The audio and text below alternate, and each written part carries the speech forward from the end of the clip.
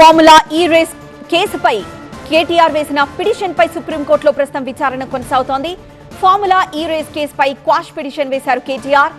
అయితే బేలా ఎం త్రివేది ధర్మాసనం ప్రస్తుతం విచారణ చేపట్టింది.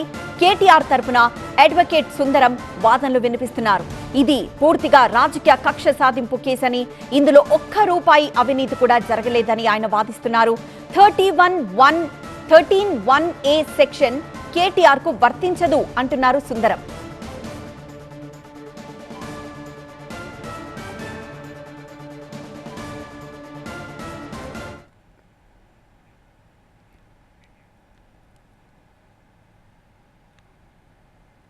ఫార్ములా ఈ రేస్ కార్లో పూర్తి స్థాయిలో విచారణ జరగాలని సుప్రీంకోర్టు అభిప్రాయపడింది. హైకోర్టు ఆదేశాల్లో జోక్యం చేసుకోబోమని సుప్రీంకోర్టు తేల్చినట్లు సమాచారం. ఫార్ములా ఈ రేస్ కార్లో పూర్తి స్థాయిలో విచారణ జరగాలని సుప్రీంకోర్టులో పిటిషన్ విత్డ్రా చేసుకున్నారు కేటీఆర్.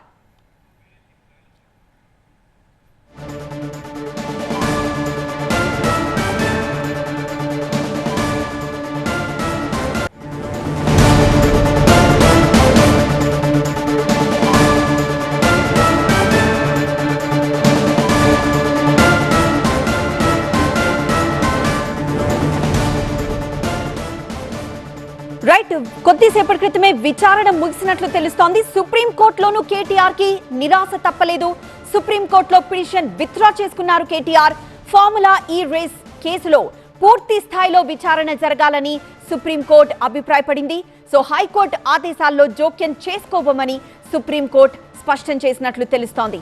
కేటీఆర్ పిటిషన్ పై సుప్రీంకోర్టులో కొద్దిసేపటి క్రితమే విచారణ పూర్తయింది.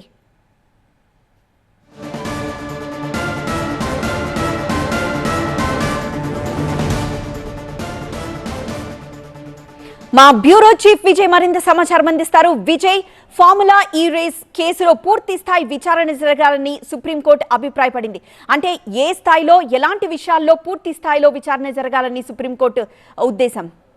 సుప్రీంకోర్టు ఈరోజు కేటీఆర్ దాఖలు చేసిన క్వాష్ పిటిషన్ పైన వాదనలు జరిగిన సమయంలో హైకోర్టు ఇచ్చిన ఆదేశాల్లో తాము ఎట్టి పరిస్థితుల్లో జోక్యం చేసుకోము, ఈ కేసులో ఫార్ములా ఈ కేసులో పూర్తి స్థాయి దర్యాప్తు జరగాల్సిందే. ఏసీబీ ఇప్పటికే ఎఫ్ఐఆర్ నమోదు చేసిన నేపథ్యంలో 13(1)(a) కింద నమోదైన కేసులో ఖచ్చితంగా విచారణ జరగాల్సిందే. అది ఏ రాజకీయ నాయకుడైనా, ఏ ప్రజాప్రతినిధి అయినా ఖచ్చితంగా విచారణ ఎదుర్కోవాల్సిందే అనేది సుప్రీంకోర్టు చెప్పింది. ఆర్గ్యుమెంట్ స్టార్ట్ కాగానే కేటీఆర్ తరఫున సుందరం వాదన వినిపించారు. ఆయన ప్రధానంగా 13(1)(a) కేటీఆర్కి వర్తించదు, ఈ కేసులో ₹1 కూడా ఫైనాన్షియల్ లబ్ధి కేటీఆర్ పొందలేదు, కేవలం ఫార్ములా ఈ రేస్ కేసుకు సంబంధించి గవర్నమెంట్ చేంజ్ కాగానే ఈ ఫార్ములా ఈ రేస్ని రద్దు చేశారు, ఇదంతా కూడా రాజకీయ ప్రేరేపితతో జరిగిన కేసుగా వర్ణించారు. కానీ ముకుల్ రోహిత్కి ఎవరైతే తెలంగాణ ప్రభుత్వం తరఫున వాదన వినిపించారో ఈ కేసులో ఎఫ్ఐఆర్ నమోదైంది, ఎఫ్ఐఆర్ నమోదైన తర్వాత విచారణ ఖచ్చితంగా జరగాల్సిందే. హైకోర్టు కూడా అదే విషయాన్ని చెప్పింది. ఈ కేసులో ఫైనాన్షియల్ బెనిఫిషియరీ ఎవరు, థర్డ్ పార్టీ బెనిఫిషియరీ ఎవరో ఖచ్చితంగా ఇన్వెస్టిగేషన్ జరగాల్సింది. ఇన్వెస్టిగేషన్ జరగాల్సిన దానికి సంబంధించిన సైటేషన్స్ కూడా దాదాపు 25కు పైగా సుప్రీంకోర్టు జడ్జిమెంట్లు కోర్టు చేస్తూ తెలంగాణ హైకోర్టు జడ్జిమెంట్ ఇచ్చింది. కాబట్టి తెలంగాణ హైకోర్టు ఆదేశాల్ని సుప్రీంకోర్టు గౌరవించాలంటూ ముకుల్ రోహిత్కి కూడా వాదన వినిపించారు. దాంతో సుప్రీంకోర్టు ఈ కేసులో డీటెయిల్ ఎంక్వైరీ జరగాల్సిందే. దాంతో కేటీఆర్ తరపు న్యాయవాది పిటిషన్ విత్డ్రా చేసుకున్నట్టుగా చెప్పారు. దీంతో కేటీఆర్కి సుప్రీంకోర్టులో నిరాశ ఎదురైంది. ఆయన ఖచ్చితంగా మరోసారి ఏసీబీ విచారణని ఎదుర్కోబోతున్నారు. ఈ కేసుకు సంబంధించి సుప్రీంకోర్టులో ఆయన 2 విషయాలపైన సుప్రీంకోర్టులో పిటిషన్ వేశారు. తన పైన నమోదైన ఎఫ్ఐఆర్ని క్వాష్ చేయాలి, దాంతోపాటుగా ఏసీబీ అరెస్ట్ చేయకుండా తనకు ఆదేశాలు ఇవ్వాలంటూ సుప్రీంకోర్టులో వేసినప్పుడు కూడా సుప్రీంకోర్టులో కోర్టు ఖచ్చితంగా ఈ కేసులో ఇన్వెస్టిగేషన్ జరగాల్సింది, డీటెయిల్ ఎంక్వైరీ జరగాల్సిందని చెప్పి సుప్రీంకోర్టు వ్యాఖ్యానించింది. ఈ నేపథ్యంలోనే కేటీఆర్ తన సుప్రీంకోర్టులో వేసిన పిటిషన్ విత్డ్రా చేస్తున్నారు. దీంతో రేపటి ఈడీ విచారణతో పాటుగా మరొక డేట్ను కూడా ఏసీబీ కేటీఆర్ విచారణ కోసం ఇచ్చే అవకాశం కనిపిస్తుంది. ఈ కేసులో విచారణ ఖచ్చితంగా జరగాల్సిందే అని చెప్పి సుప్రీంకోర్టు కూడా చెప్పింది. కాబట్టి ఇక ఈ కేసుకు సంబంధించిన విచారణ కేటీఆర్ ఎదుర్కోవాల్సి ఉంటుంది. ఇప్పటికే ఒకసారి ఏసీబీ విచారణకు హాజరయ్యారు, మరోసారి ఏసీబీ కేటీఆర్కు నోటీసులు ఇచ్చే అవకాశం కనిపిస్తుంది. రేపు ఈడీ విచారణ ఉంది. రేపటి ఈడీ విచారణ తర్వాత మరొకసారి కేటీఆర్ ఏసీబీ విచారణ ఎదుర్కోవాల్సి ఉంటుంది. ఓవరాల్గా సుప్రీంకోర్టులో మాత్రం కేటీఆర్కి నిరాశ ఎదురైంది. ఆయన తరపు న్యాయవాది కేటీఆర్ పిటిషన్ విత్డ్రా చేసుకున్నట్టుగా చాలా స్పష్టంగా కోర్టుకు చెప్పారు. దానికి కారణం సుప్రీంకోర్టు కూడా ఈ ఫార్ములా ఈ కేసు రేస్ విచారణ డీటెయిల్గా జరగాలి, అసలు దీంట్లో ఎలాంటి తప్పులు జరిగాయి, ఎవరు ఫైనాన్షియల్ లబ్ధి పొందారు, ఎవరు అంతిమ లబ్ధిదారుడు అనేది తేలాలని చెప్పి తెలంగాణ హైకోర్టు చెప్పింది. కాబట్టి హైకోర్టు ఇచ్చిన ఆదేశాలు సుప్రీంకోర్టు జోక్యం చేసుకోదంటూ చాలా స్పష్టమైన ఆదేశాలు ఇచ్చారు. దీంతో కేటీఆర్కి సుప్రీంకోర్టులో నిరాశ ఎదురైంది. ఆయన వేసిన పిటిషన్ ఆయన అడ్వకేట్స్ విత్డ్రా చేసుకున్నారు. ఎస్ విజయ్, సో ఫార్ములా ఈ రేస్ కేసులో పూర్తి స్థాయిలో విచారణ జరగాలని సుప్రీంకోర్టు అభిప్రాయపడడంతో కేటీఆర్ తన పిటిషన్ను తిరిగి విత్డ్రా చేసుకున్నట్లు తెలుస్తోంది. సో సుప్రీంకోర్టులోనూ కేటీఆర్ కు నిరాశ తప్పలేదు. పూర్తి స్థాయిలో విచారణ జరగాలని సుప్రీం అభిప్రాయపడింది. సో హైకోర్టు ఆదేశాల్లో జోక్యం చేసుకోబోమని సుప్రీంకోర్టు స్పష్టం చేసింది. దీన్ని బట్టి కేటీఆర్ ని మరోసారి విచారణకు పిలిచే అవకాశం కనిపిస్తోంది. సో ఆ విచారణకి ఎప్పుడు పిలుస్తారన్న దానిపై ఇంకా ఒక క్లారిటీ రావాల్సి ఉంది. అవినీతి నిరోధక చట్టం సెక్షన్ 13(1) వర్తించదంటూ కేటీఆర్ తరపు వాదనలు వినిపించారు అడ్వకేట్. అయితే సుప్రీంకోర్టు మాత్రం ఫార్ములా ఈ రేస్ కేసులో పూర్తి స్థాయి విచారణ ఖచ్చితంగా జరపాలని సుప్రీంకోర్టు అభిప్రాయపడింది.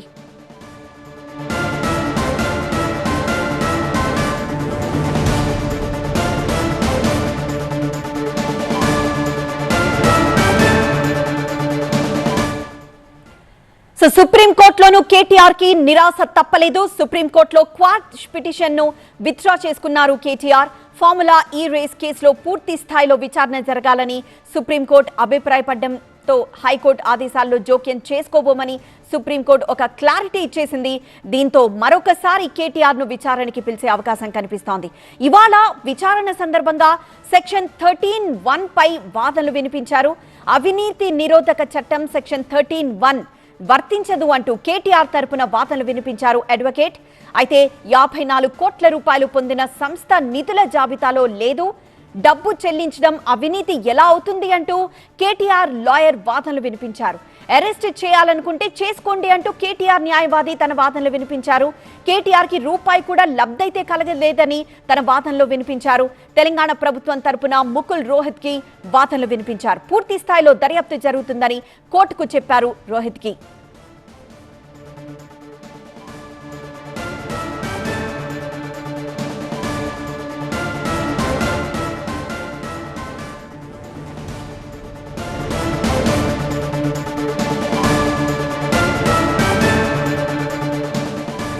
సో సుప్రీంకోర్టులోనూ కేటీఆర్ కి అయితే నిరాశ తప్పలేదు. సుప్రీంకోర్టులో క్వాష్ పిటిషన్ ని విత్డ్రా చేసుకున్నారు కేటీఆర్. ఫార్ములా ఈ రేస్ కేసులో పూర్తి స్థాయిలో విచారణ జరగాలని సుప్రీంకోర్టు అభిప్రాయపడింది. హైకోర్టు ఆదేశాల్లో జోక్యం చేసుకోబోమని స్పష్టం చేసింది సుప్రీంకోర్టు. దీంతో నెక్స్ట్ కేటీఆర్ ఏం చేయబోతున్నారు, ఎలా ముందుకు వెళ్లనున్నారు? అఫ్కోర్స్ ఇప్పుడు నెక్స్ట్ ఉన్న ఆప్షన్ ఖచ్చితంగా కేటీఆర్ ను విచారణకి పిలవాల్సి ఉంది. ఎందుకంటే పూర్తి స్థాయిలో విచారణ జరగాలని సుప్రీంకోర్టు అభిప్రాయపడడంతో మరొకసారి అందరినీ విచారించే అవకాశం కనిపిస్తోంది. ఆ తర్వాత పూర్తి స్థాయి విచారణకి సంబంధించిన డీటెయిల్స్ ని మరోసారి కోర్టుకి సమర్పించనున్నారు. సో మరొకసారి అంటే విచారణ తర్వాతే మళ్ళీ కేటీఆర్ కోర్టుకి వెళ్లే అవకాశం కనిపిస్తోంది. కాబట్టి మరి కేటీఆర్ ను విచారణకు ఎప్పుడు పిలవబోతున్నారు, ఆ విచారణలో ఇంకా ఏ అంశాలు కేటీఆర్ ని అడగబోతున్నారు, ఏ అంశాలపై దృష్టి పెట్టి కేటీఆర్ ను విచారించబోతున్నారు, దీనిపైన మరొకసారి ఒక డిస్కషన్ నెలకొంది. మరోవైపు ఇవాళ విచారణ సందర్భంగా సెక్షన్ 13(1) పై వాదనలు వినిపించారు కేటీఆర్ తరపు లాయర్. అవినీతి నిరోధక చట్టం సెక్షన్ 13(1) వర్తించదు అంటూ కేటీఆర్ తరపున వాదనలు వినిపించారు అడ్వకేట్. 54 కోట్లు పొందిన సంస్థ నిందితుల జాబితాలో లేదు అంటూ, డబ్బు చెల్లించడం అవినీతి ఎలా అవుతుంది అంటూ కేటీఆర్ లాయర్ తన వాదనలు వినిపించారు. అలానే అరెస్ట్ చేయాలనుకుంటే చేసుకోండి అంటూ కేటీఆర్ న్యాయవాది తన వాదనలో వినిపించారు. కేటీఆర్ కి రూపాయి కూడా లబ్ధైతే కలగలేదని ఆ వాదనలో క్లారిటీ ఇచ్చారు. తెలంగాణ ప్రభుత్వం తరపున ముకుల్ రోహిత్ కి తన వాదనలు వినిపించారు. పూర్తి స్థాయిలో దర్యాప్తు జరుగుతుందని కోర్టుకి చెప్పారు. చివరికి వాదనల తర్వాత ఫార్ములా ఈ కార్ రేస్ లో తనపై నమోదైన ఎఫ్ఐఆర్ కొట్టేయాలంటూ వేసిన పిటిషన్ ను కేటీఆర్ విత్డ్రా చేసుకున్నారు.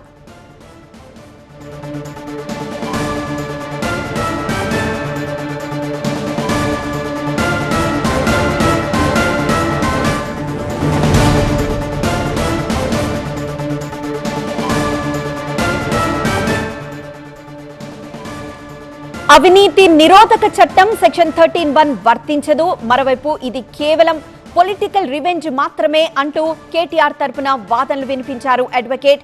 కానీ సుప్రీంకోర్టులో మాత్రం కేటీఆర్ కి నిరాశ తప్పలేదు. సుప్రీంకోర్టులో క్వాష్ పిటిషన్ ని విత్డ్రా చేసుకున్నారు కేటీఆర్. ఫార్ములా ఈ రేస్ కేసులో పూర్తి స్థాయిలో విచారణ జరగాలని సుప్రీంకోర్టు అభిప్రాయపడుతూ హైకోర్టు ఆదేశాల్లో జోక్యం చేసుకోబోమని స్పష్టం చేసింది సుప్రీంకోర్టు. దీంతో పూర్తి స్థాయిలో విచారణ జరిపే అవకాశం కనిపిస్తోంది. సో మరోసారి కేటీఆర్ ను విచారణకు పిలిచే అవకాశం ఉంది. కేటీఆర్ మాత్రమే కాదు, ఈ కేసుకి సంబంధించి ఎవరైతే ఉన్నారో వారందరినీ మరొకసారి విచారించే అవకాశం కనిపిస్తోంది. కాకపోతే ఈసారి క్వశ్చనర్ మారచ్చు. ఇంతకు ముందు అడిగిన ప్రశ్నలు మాత్రమే కాదు, మరింత ఇన్ డెప్త్ గా విచారణ జరిపే అవకాశం కనిపిస్తోంది. సో ఇవాళ విచారణ సందర్భంగా ఏదైతే కేటీఆర్ తరపున లాయర్ తన వాదనలు వినిపించారో వాటన్నింటినీ విన్న తర్వాత సుప్రీంకోర్టు పూర్తి స్థాయిలో విచారణ జరగాలని మాత్రం అభిప్రాయపడింది.